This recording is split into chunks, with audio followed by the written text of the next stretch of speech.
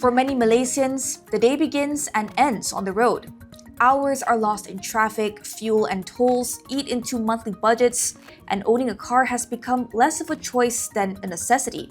Transport consultant Rosli Khan says this is the problem.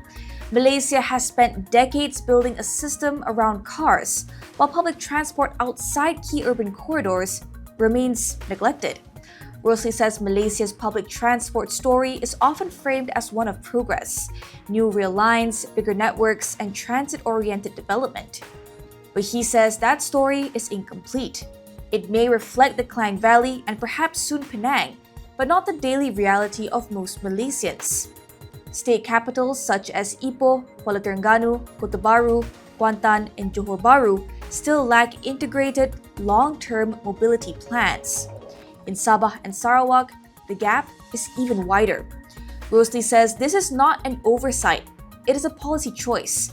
Federal transport spending has prioritized major rail projects in the Klang Valley, while other regions rely on limited and unreliable bus services. He says the imbalance reflects where investment has gone. He says Malaysia has pursued a car-centric model for decades.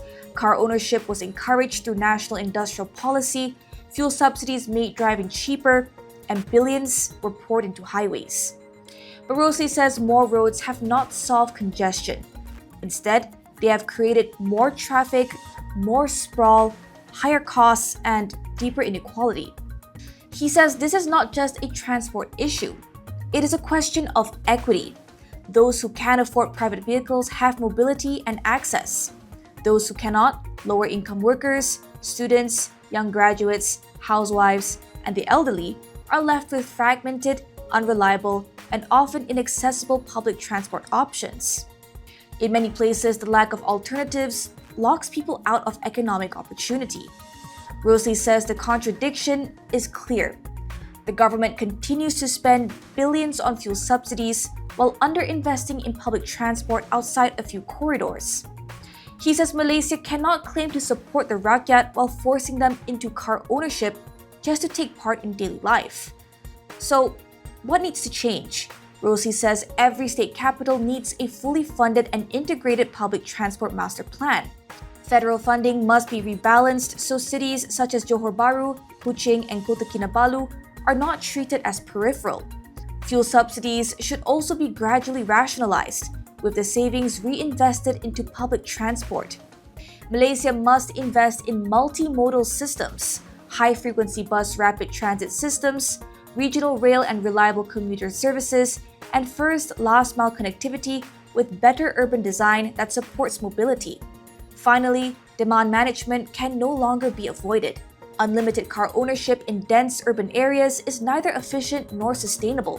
He says global cities such as Singapore, London, and New York have shown that managing car use through congestion charges is not anti-growth, but effective and pro-efficiency. Those who can afford to own multiple cars, Rosli says, should pay for the road space and urban parking they use, with the funds collected going towards public transport as an alternative mode of mobility.